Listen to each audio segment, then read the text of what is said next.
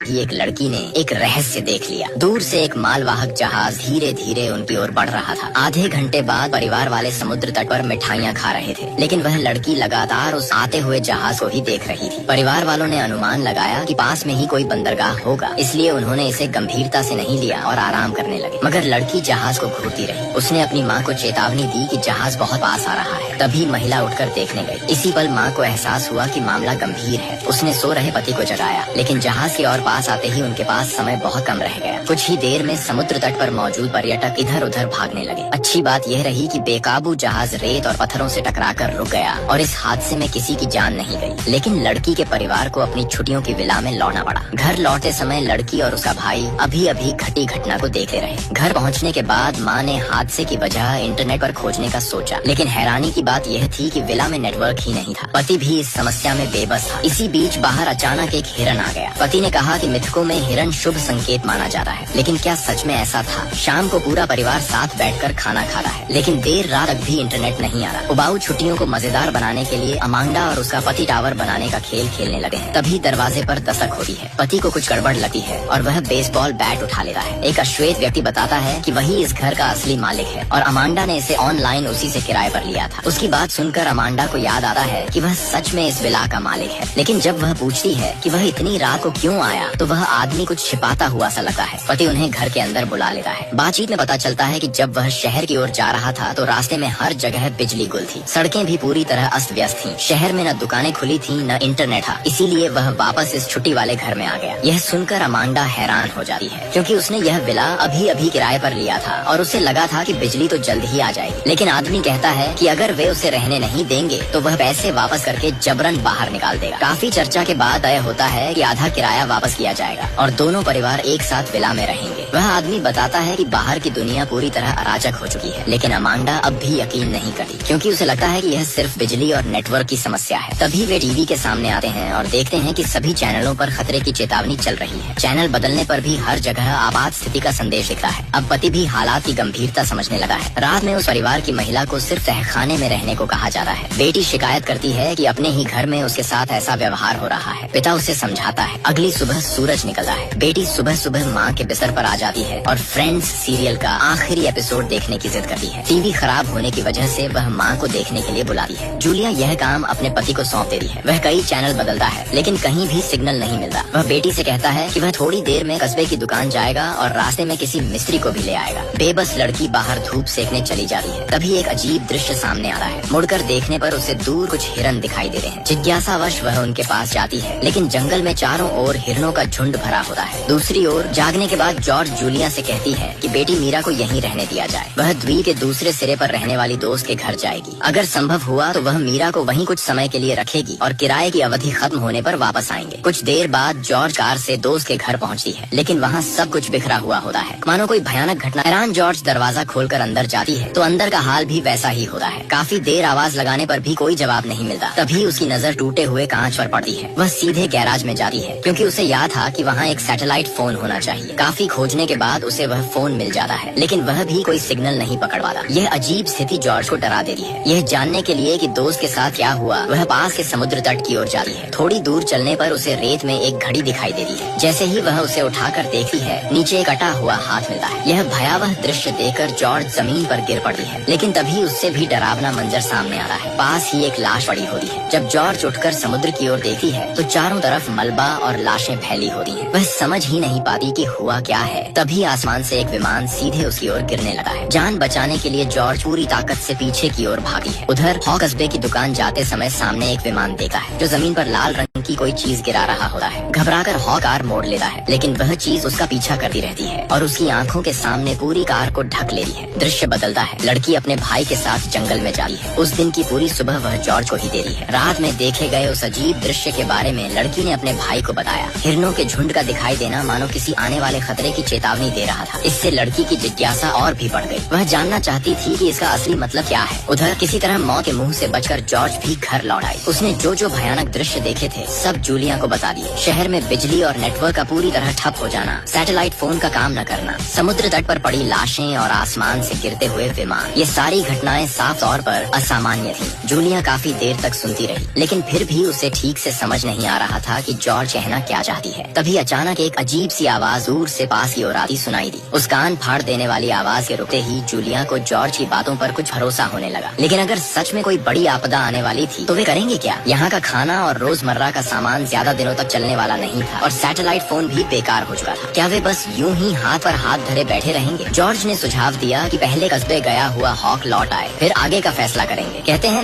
ना जिसका डर वही होता है। कुछ देर बाद थका हारा हॉक आखिरकार घर लौट आया। जूलिया ने उसके चेहरे से ही भांप लिया कि कुछ गड़बड़ है। उसने तुरंत पूछा कि क्या हुआ। हॉक हकलाते हुए एक लाल कागज निकालता है और बताता है कि विमान चारों तरफ यही चीज गिरा रहे थे। जब जॉर्ज ने वह कागज हाथ में लिया तो उस पर लिखी भाषा उसे समझ में नहीं आई। उसी वक्त हॉक का बेटा पास आया। वह कुछ शब्द समझ पा रहा था। ध्यान से देखने के बाद उसने बताया कि उस पर प्रलय और अंत जैसे शब्द लिखे हैं, मानो किसी बड़े विनाश की चेतावनी हो। यह सुनते ही हॉक और उसकी पत्नी बिना कुछ कहे सामान समेटने लगे और बच्चों को लेकर अपने घर लौटने का फैसला कर लिया। जाने से पहले जूलिया ने अपने पहले के कठोर व्यवहार के लिए जॉर्ज से माफी मांगी। थोड़ी देर बाद हॉक अपने परिवार के साथ निकल पड़ा, लेकिन रास्ते में ही उन्हें भयानक जाम का सामना करना पड़ा। जूलिया हालात देखने के लिए कार से उतरी। आगे का नजारा देखकर वह सन्न रह गई। सड़क पर एक के बाद एक टेस्ला कारें आपस में टकराई हुई थी। सबसे डरावनी बात यह थी कि किसी भी कार में कोई इंसान नहीं था। कारों पर लगे ऑटो पायलट के निशान देखकर जूलिया को फिर से कुछ गड़बड़ महसूस हुई। इसी दौरान एक और टेस्ला तेजी से उसी ओर आती दिखाई दी। जूलिया तुरंत कार में लौट आई और खुद गाड़ी चलाकर बचने की कोशिश की, लेकिन जैसे ही उसने गाड़ी मोड़ी वह टेस्ला जोर से आकर टकरा गई। कुछ ही पलों में कई टेस्ला आपस में भिड़ गईं और पूरी हाईवे जाम हो गई। जब हॉक ने घर का दरवाजा खोला तो देखा कि जॉर्ज का परिवार भी लौट आया है। अब वे किसी से संपर्क नहीं कर पा रहे थे। शहर जाने का रास्ता भी बंद हो चुका था। शहर के हालात क्या हैं, इसका किसी को अंदाजा नहीं था। रात होते होते फ्लेमिंगो पक्षियों का एक झुंड स्विमिंग पूल में उतर आया। सब लोग हैरान होकर देखते रह गए। किसी को समझ नहीं आ रहा था कि जानवर इतने अजीब क्यों व्यवहार कर रहे हैं। उसी बेचैनी भरे माहौल में दोनों परिवार किसी तरह सो गए। अगली सुबह जाते ही छोटे लड़के को मुंह में अजीब सा महसूस हुआ। जैसे ही उसने उंगली लगाई एक दांत आसानी से निकल आया। जॉर्ज और उसका पति घबरा गए। हॉक ने कहा कि यह शायद विद्युत चुंबकीय विकिरण का असर है। हाल के सारे अजीब घटनाक्रम कहीं न कहीं बिजली से जुड़े लग रहे थे। दुर्भाग्य से उसके पास इस बीमारी की कोई दवा नहीं थी। तभी किम को याद आया कि कुछ दिन पहले सुपरमार्केट में एक आदमी ढेर सारा सामान जमा कर रहा था। शायद उसे कुछ पता हो। किम के बताए हुलिये से हॉक ने अंदाजा लगाया कि वह पास का ही एक पड़ोसी है। वह छोटे लड़के को लेकर उसके घर पहुंचा, लेकिन पड़ोसी मदद करने को तैयार नहीं था। वह खिड़की के पीछे से ही उन्हें चले जाने की चेतावनी देने लगा, यहाँ तक कि बंदूक लेकर बाहर आ गया। हॉक ने पुराने पड़ोस के रिश्ते का हवाला देकर बच्चे की जान बचाने की गुहार लगाई, लेकिन पड़ोसी बोला कि वह कोई संत नहीं है। संकट के समय इंसान का दिल सबसे ज्यादा बदलता है। वह सिर्फ अपने परिवार को बचाना चाहता है। जॉर्ज ने अपनी जेब से $1000 निकालकर एक बोतल एंटीबायोटिक मांगी। पड़ोसी ने कहा अब पैसों की कीमत कागज जितनी भी नहीं। इतना कहकर उसने फिर से बंदूक तान दी। उसकी बेरुखी देखकर हॉक का दिल टूट गया। बेबस होकर हॉक ने अपनी छुपाई हुई पिस्तौल निकाल ली और सामने खड़ा हो गया। जॉर्ज घबरा गई। ये कोई दुनिया का अंत तो नहीं है, इतना तनाव क्यों? वह दोनों के बीच आ गई और गिड़गिड़ाकर सिर्फ एक दवा की बोतल मांगने लगी। उसने कहा अगर फोन और नेटवर्क काम कर रहे होते तो वह कभी पड़ोसी को परेशान नहीं करती। जॉर्ज की बेबसी देखकर पड़ोसी को अपनी प्यारी बेटी याद आ गई। आखिरकार वह पिघल गया और एक बोतल दवा दे दी। दवा मिलते ही उन्होंने तुरंत बच्चे को पिला दी, लेकिन लौटते समय हॉक का चेहरा चिंता से भरा था। उसने बताया कि राष्ट्रीय सुरक्षा विभाग में काम करने वाले एक दोस्त ने उसे गुप्त जानकारी दी थी। सरकार ने कभी एक प्रयोग किया था किसी देश को नष्ट करने के तरीके पर, और सबसे तेज व असरदार तरीका था पूरे देश की बिजली और इंटरनेट काट देना। बिल्कुल वही जो वे इस समय झेल रहे थे। यह प्रयोग 3 चरणों में होता है। पहला चरण अलगाव, संचार और यातायात बंद कर देना ताकि देश एक पिंजरे और गूंगे में बदल जाए। दूसरा चरण अराजकता, झूठी जानकारियाँ फैलाना, लोगों को लगातार डर में रखना। जब कोई साफ दुश्मन नहीं होता तो लोग एक दूसरे को मारने लगे। इससे देश की सुरक्षा पूरी तरह टूट जाती है। तीसरा चरण विघटन, डरे हुए माहौल में तख्ता पलट और गृह युद्ध शुरू हो जाते हैं। कुछ लोग सत्ता हथियाने की कोशिश करते हैं तो कुछ उसे गिराने की। कुछ ही समय में देश बिखर जाता है। यह सुनते ही कार में सन्नाटा छा गया। तीनों का दिल भारी हो गया। उधर किम और ब्लैक गर्ल ने भी एक अविश्वसनीय दृश्य देखा। सामने के शहर में एक विशाल